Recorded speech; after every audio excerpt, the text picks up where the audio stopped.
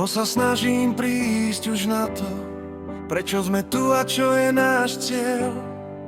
Či má viera vôbec význam, ak toto je ten spasiteľ.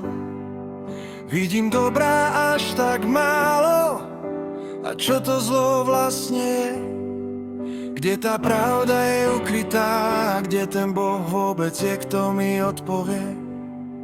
A komu v dnešnom svete uveriť? Tápam a hľadám, tak komu mám sa zdôveriť? Keď v tom zazriem kríž a silno rozmýšľam, kto to na ňom niečo spravil, premýšľam. V tom zaznie niečí hlas, nikoho však nevidím.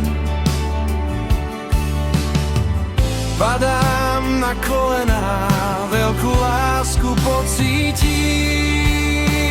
Tak neboj sa, som to ja, ten, koho hľadáš.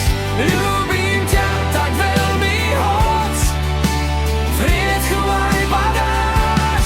Tak poď za mnou, snaž sa vždy počúvať môj hlas. Ja pre teba som zomrel, ten kríž je môj dôkaz.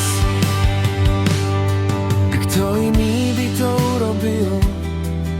Nik iný, len ten Ježiš. Zomrel za mňa, no stále žije. Je tu pre mňa môj Ježiš. Keď tvoj pohľad sa ti zmení a všetko zrazu pochopíš, už nehľadáš, čo je lepšie, veď to najlepšie je Ježiš. Tak neboj